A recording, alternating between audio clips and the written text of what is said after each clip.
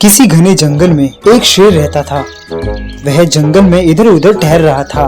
तभी उसे अचानक एक गधा दिखाई दिया, जो देखने में बहुत आलसी और डरपोक था। अरे ये तो बिल्कुल गधा खान जैसा लग रहा है। ये तो इससे पूछकर ही पता लगेगा कि ये उसका भाई है या नहीं। वह शेर उस गधे के पास गया और पूछा, सुनो दोस्त, क्या तुम गधा खान को जानते हो? तुम बिल्कुल उसके जैसे लग रहे हो। क्या वो तुम्हारा भाई है? जैसे ही गधे ने सर उठाकर देखा, गधा थरथरा कर भाग गया। अरे ये तो बड़ा ही डरपोक है।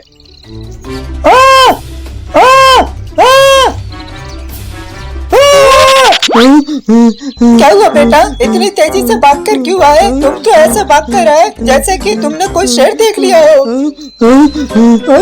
सच में मैंने एक शेर देखा। वह मेरे बिल्कुल निकट आ खड़ा हो गया था। वो मुझे मारने ही वाला था, तो मैं तुरंत वहाँ से तेजी से अपनी जान बचाकर भागा।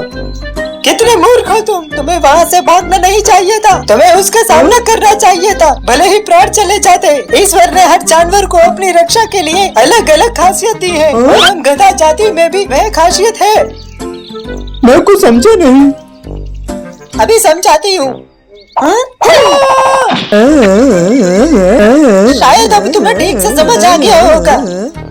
हाँ माँ, अब मुझे अच्छी तरह से समझ में आ गया। अच्छी बात है। अब वापस जंगल में जाओ, और अगर वो शेर फिर से दिखे और तुम्हें मारने के लिए आए तो भागना नहीं, बल्कि अपने पीछे की टांगों से वार करना। समझ गए तुम? ठीक है माँ। अब गधे के समझ में आ गया था कि उसके पास शेर से लड़ने के लिए एक हथियार है। गधा जंगल में वापस जाकर तालाब में पानी पीने लगता है। ये गधा बड़ा ही डरपोक है, जरा संभल कर पूछना पड़ेगा। सुनो भाई, इस बार तो इसने आधी कर दी। भला इतना डरपोक कोई हो सकता है? लगता है इसे पकड़कर ही पूछना पड़ेगा। इस बार शेर गधे के पीछे पड़ जाता है और गधा शेर को खतरा समझ के भागने लगता है। लेकिन गधे को तुरंत अपनी माँ की बात याद आती है और वह तुरंत रुक जाता है।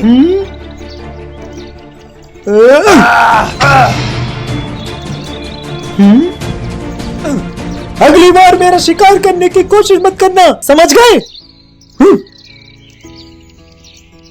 गधा खान, गधा खान अब नहीं रहा।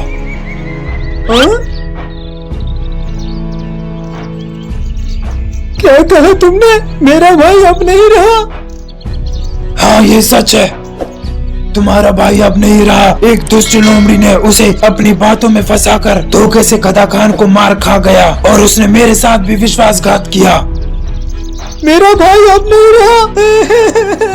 मैं उसे नहीं छोड़ूंगा। ओ मेरा भाई! हाँ, मैं उसे नहीं छोड़ूंगा। उससे मैं अपने भाई की हत्या का बदला लूंगा। शेर यह सुनकर चकित तो हुआ, लेकिन खुश भी बहुत हुआ।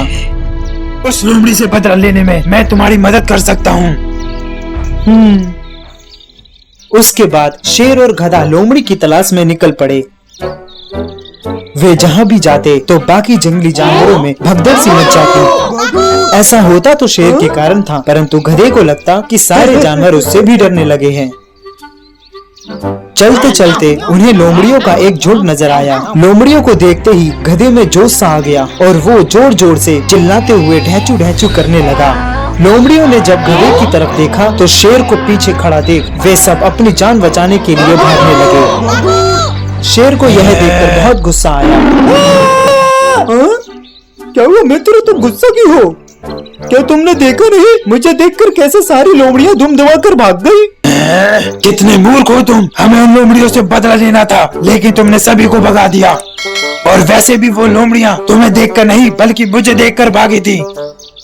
नहीं, ऐसा नहीं है। वो गधे ने उसकी बात नहीं मानी। अब गधा शेर को किसी तरह से समझाना चाहता था कि वो भी बहुत ताकतवर है और सारे जानवर उससे भी डरते हैं। मुझसे भी डरने लगे हैं। एक दिन वह जंगल में अकेले घूम रहा था कि अचानक उसकी नजर फिर से उन लोमड़ियों पर पड़ी। यही सही मौका है शेर के सामने अपनी ताकत साबित करने का। यह सोचकर वह उन लोमड़ियों के ऊपर जोर से चिल्लाया, लेकिन उसकी आवाज से कोई भी लोमड़ी नहीं डरी। यह देख वो और भी गुस्सा हो गया और उन लोमड़ियों के झुंड की ओर छलांग लगा दी। वो अकेला गधा उन सारी लोमड़ियों का सामना नहीं कर पाया। फिर सारी लोमड़ियां उसे चीर फाड़ कर खा गई। इस तरह गधे के प्राण पखेरु उड़ गए। इस कहानी से हमें क्या शिक्षा मिलती है? यही कि हमें अपनी शक्तियों का पता नहीं रहता तो हम दूसरों से डर डर कर रहते हैं। जब पता चलता है तो हम हर परिस्थिति का सामना कर पाते हैं। और हमें दूसरों के बल पर किसी से दुश्मनी नहीं लेनी चाहिए, वरना इसका अंजाम बड़ा ही भयानक भी हो सकता है।